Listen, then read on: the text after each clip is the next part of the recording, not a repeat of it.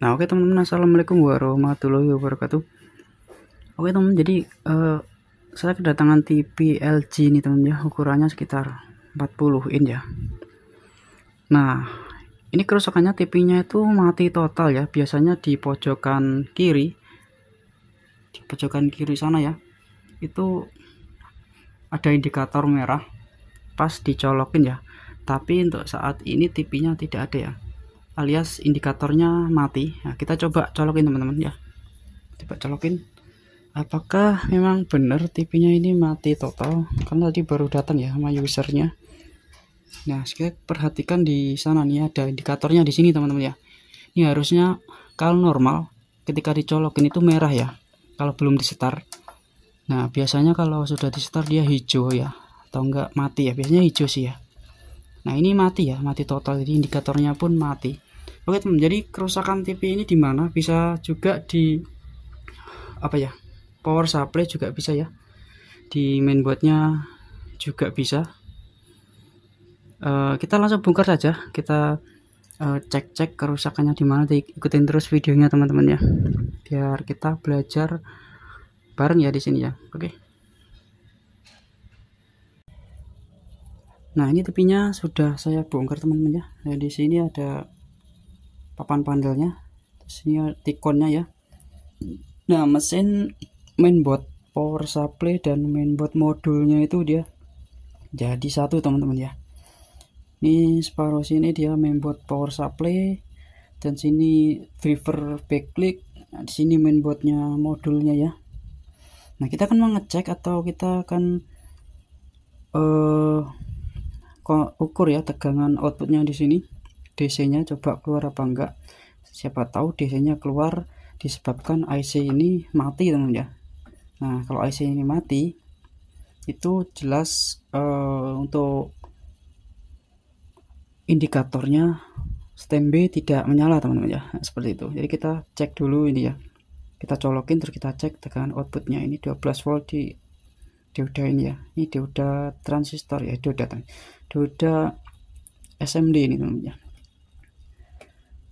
Oke, nanti ketika dioda ini ketika tegangan outputnya 12 volt ini mungkin tidak keluar, kita baru cek di bagian power supply. Seperti kabel ini kita pastikan nggak putus, dan sekring, dioda, dan FET, dan ada IC PWM ya di bawah gitu ya. Oke, mungkin kita mulai dari sekarang ya. Kita coba cek tegangan 12 volt atau tegangan outputnya DC ini ya, keluar atau tidak. Biasanya ini mati ya kalau power supply-nya bermasalah. Ininya bukan mati ya, maksudnya tegangannya ini 0 ya. Nah, bisa juga karena mati total, itu bisa juga disebabkan oleh IC ini teman ya. IC prosesornya ini mati juga bisa, jadi tegangannya tetap ada, tapi kalau IC prosesornya rusak jadi indikatornya akan mati. Nah, kita cek pertamanya ini teman ya, tegangan outputnya. Oke, sekarang kita colokin. Nah, ini probe hitam saya taruh di sini ya. Ini charger DC 12 volt. Nah, kita langsung cek saja tegangannya di sini. 0 volt teman-teman ya, tidak ada tegangannya sama sekali, tidak keluar ya. Oke, jadi ini bermasalah di bagian power supply-nya. Kita langsung matiin dulu ya, kita langsung cek di bagian power supply-nya. Di sini ada kabelnya, kita pastikan nggak putus teman-teman ya. Dan ini ada sekring, dioda, dan transistor, dan IC PWM juga ada ya, kita cek semua teman-teman. Nah, teman-teman, kita coba cek stekernya. Nah, sebelumnya kita buang dulu ya tegangannya di sini dengan itu colokan solder ya. Kita taruh di kaki min plus gitu ya, buat membuang tegangan yang nyimpan di elko ini, karena bisa strom. Oke, kita cek colokannya ini, pastikan colokannya oke ya. Saya menggunakan buzzer aja seperti ini. Nanti kalau nggak nyambung dia nggak bunyi ya, simple aja ya. Nah, ini masih bagus colokannya. Nah, masih bagus teman-teman ya. Nah, sekarang sekringnya atau fuse-nya ini ya, nah, masih bagus juga. Nah, untuk dioda dia malah sebaliknya ya. Kalau dioda itu kalau dicek dengan buzzer bunyi, dia short teman-teman ya. Nah ini nggak bunyi berarti dia diodanya masih keadaan bagus ya. Nah yang ketiga, kita selanjutnya cek di elko besar ini teman-teman ya. Sebelumnya dibuang dulu tegangannya. Kita cek dengan buzzer.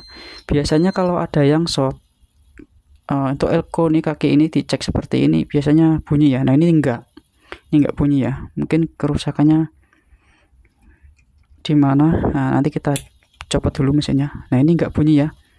Ini enggak ada yang short teman-teman ya. Tapi ya nggak tahu ya, biasanya atau airnya yang kebakar atau IC PWM-nya ya, kita copot dulu ya. Nah oke teman, kita copot mesinnya ya.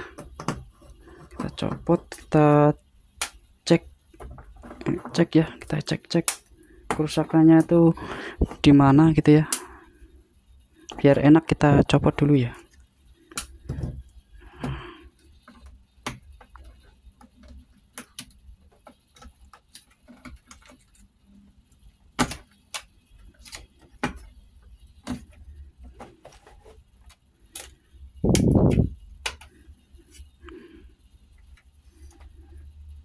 Biasanya di bawah ini ada, kenapa saya copot, biasanya di bawah ini ada komponen banyak sekali ya, tapi mesin LG ini tidak ada ya, nih mesin ini komponennya di atas semua. Ini IC PWM nya juga di atas, ini IC FET ya. Kita coba cek IC FET nya ini teman-teman ya. Tapi kita tadi udah cek ya di elko nya ini, kalau memang ini short, biasanya di elko tadi udah short ya, udah bunyi buzzernya. Tapi gak apa-apa, kita coba aja ya, kita pastikan ya. Nah caranya saya menggunakan buzzer aja ya, yang simple. Jadi teman-teman yang mungkin masih belajar ya, biar gampang ya. Probe hitam saya taruh di kaki kolektor ya.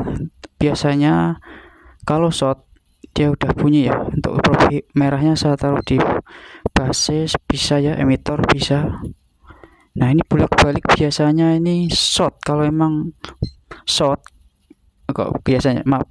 kalau memang short bolak-balik seperti ini biasanya bunyi ya, bunyi buzzer seperti ini. Tapi ini enggak, jadi fatnya ini masih bagus teman-teman, karena tadi udah di awal udah dicek elko nya ini tadi masih bagus ya, nggak ada yang short.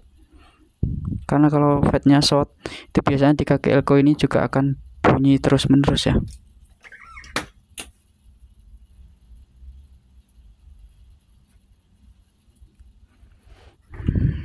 Oke teman, kita amati.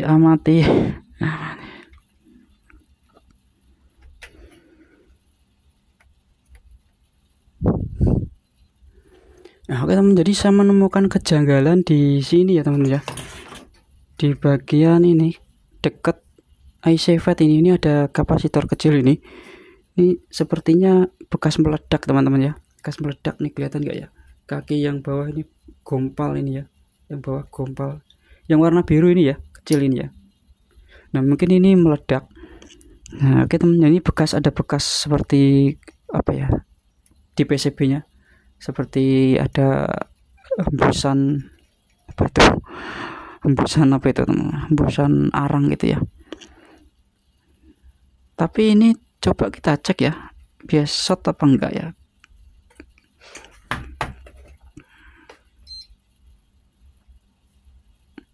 Nah dia nggak short teman-teman. Biasanya kalau rusaknya nggak parah, nggak sampai meledak, itu biasanya dia short. Tapi ini karena meledak, mungkin dia langsung putus teman-teman ya, kapasitor ini. Nah kita coba ganti dulu ya, ini nilainya 101 teman-teman ya. Kita coba saya ganti ini dulu, nanti kita coba, mudah-mudahan udah bisa menyala ya. Tapi kita cek dioda yang kecil-kecil seperti ini teman-teman ya. Kita cek dulu RR nya, kita cek, pastikan tidak ada yang lain yang kosong gitu ya, atau yang mati gitu ya.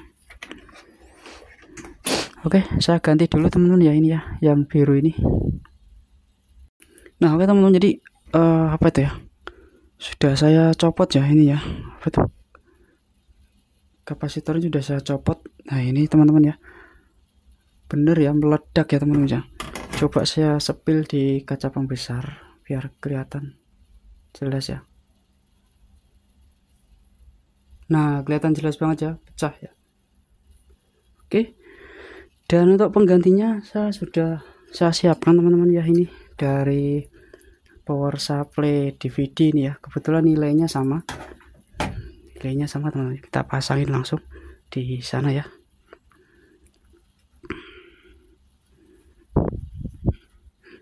Mungkin saya pasang dari bawah dulu aja ya, kita pasang dari bawah dulu, biarin nggak apa-apa ya.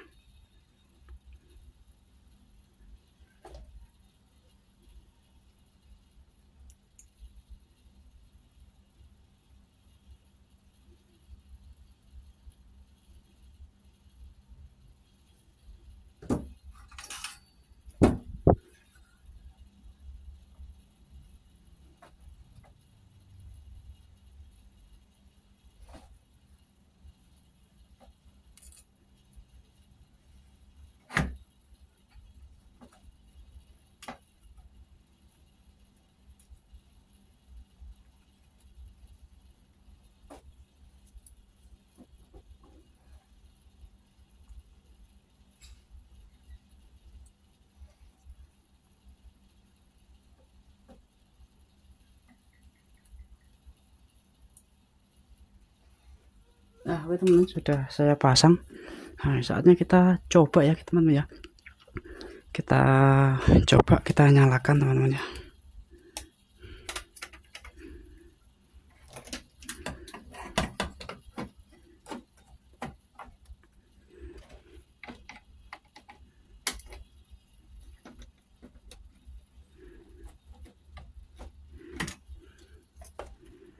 Ini nggak usah menggunakan panel dulu ya, kita coba seperti ini aja.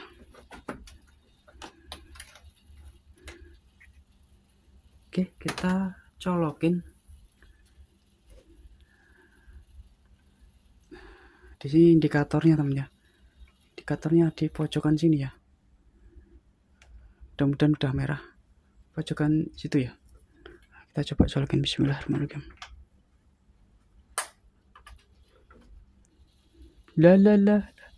Belum ada reaksi teman-teman, belum ada reaksi apapun ya, masih mati teman-teman ya. Nah, mungkin bisa jadi IC PWM nya mati teman-teman ya.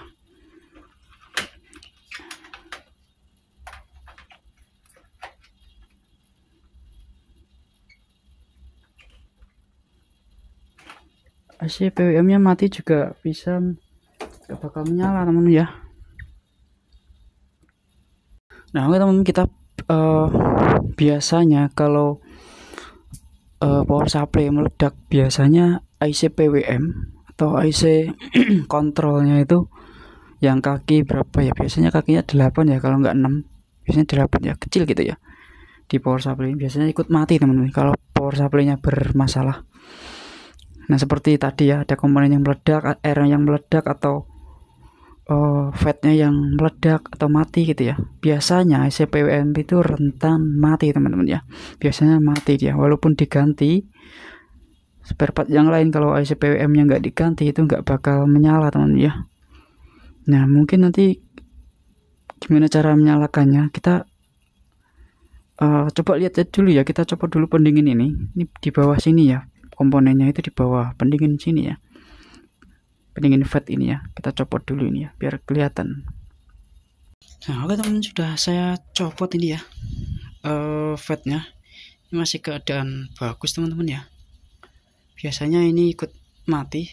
7N60 ini bisa diganti dengan 7N60 ya. Kalau teman-teman nyari susah, ini serinya 70R60 ya. Oke, ini ternyata ada yang meledak R-nya di sini teman ya, dekat kapasitor yang meledak tadi. Ini R-nya meledak 2, jadi pantesan tidak bisa menyala ya. Oke, jadi seperti ini teman-teman, saya zoom ya. Nah, itu ya di R137 dan RB138 itu ya, RB137 dan 138. Nah, R-nya itu meledak teman-teman ya. Mungkin saya akan ganti dulu R-nya menggunakan ya, kita cari cabutan aja ya teman ya. Mudah-mudahan nanti bisa menyala. Mudah-mudahan IC PWM ini ya, kecilnya IC PWM nya ini teman-teman ya. kakinya 6 nih ya. Kemudian IC nya PWM ini tidak mati teman-teman. Kalau IC PWM nya ini mati, mungkin nanti waduh wassalam ya, mungkin kita gacun teman-teman ya. Jalan solusi satu-satunya. Oke, pokoknya yang penting nanti TV-nya hidup, gimana ya caranya seperti itu teman-teman, ikutin terus videonya. Nah oke teman-teman, jadi TV tadi sudah hidup ya, sudah normal kembali teman-teman. Mungkin teman-teman bertanya-tanya kok langsung hidup gitu ya. Nah sebenarnya TV-nya untuk power supply regulatornya saya gacun teman-teman ya, saya gacun, dan ini sudah saya lakukan berkali-kali. Mungkin di dunia teknisi sudah tidak asing lagi ya. Kalau yang bilang, ada yang bilang apakah awet-awet gitu ya, itu sebenarnya awet-awet aja ya, nggak ada masalah. Jadi gacun itu nggak ada masalah teman-teman, nggak ada masalah di keawetan, nggak ada ya. Keawetan itu ya apa ya, masalah keawetan itu masalah pemakaian ya, tergantung pemakaian gitu ya. Kalau kita buat jor-joran, misalnya buat main PS gitu ya, nah itu mau TV harga berapa aja akan cepet rusak teman-teman ya. Oke teman-teman, jadi seperti apa saya gacun. Nah kita langsung lihat aja. Nah oke teman, jadi pemasangan gacunnya seperti ini teman ya. Ini saya menggunakan gacun 3 kabel, jadi cara pemasangannya sangat mudah sekali teman-teman ya. Nah untuk kabel merah ini adalah di bekas kaki fatnya ini teman ya. Sebelumnya fatnya dicopot dulu ya, kabel fat IC fatnya di kaki kolektor ya, bekas kaki kolektor atau kaki tengah ini ya. Itu untuk kabel merah. Nah, ini kenapa saya pasang di sini, sebenarnya jalurnya sama ya, di bawah itu sama jadi satu. Jadi saya milih yang dekat aja di sini.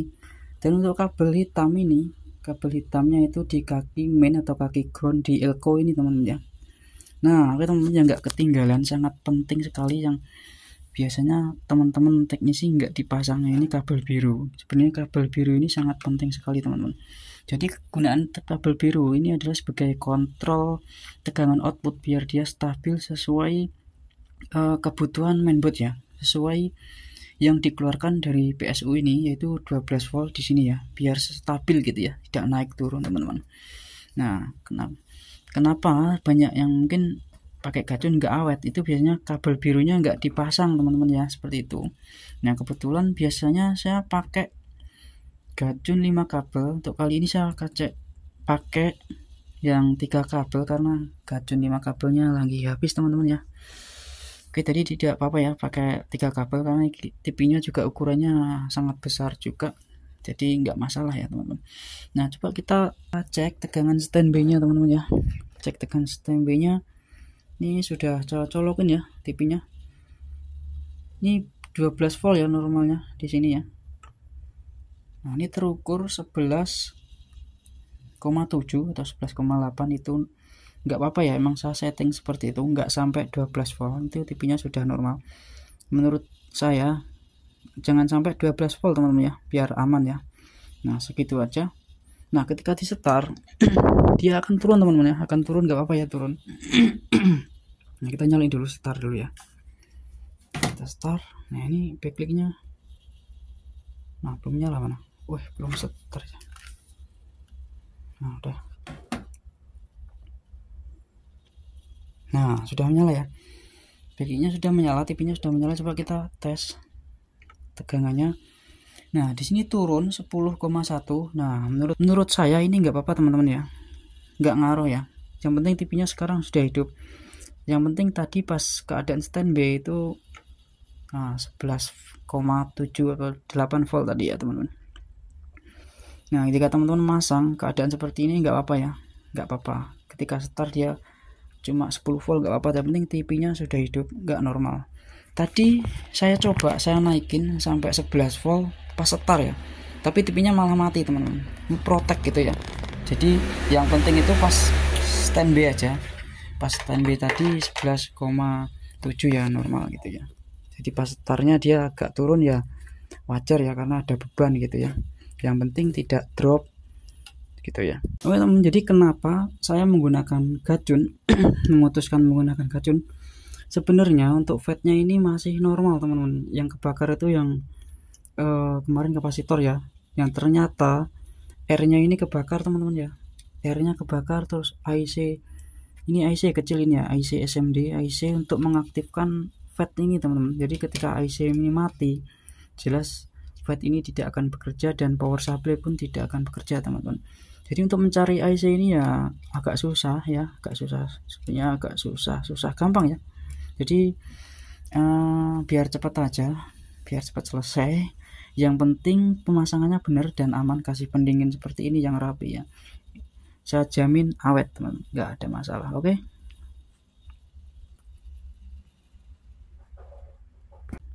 kita coba angkat layarnya teman.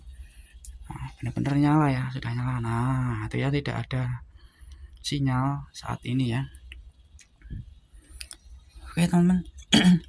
Jadi seperti itu ya, pemasangan gadun sangat mudah sekali teman-teman ya, bisa pasang sendiri di rumah. Oke teman-teman, jadi jika kalian suka dengan video ini, silahkan share ke teman-teman kalian atau teman-teman teknisi. Kita belajar bareng di sini teman-teman ya.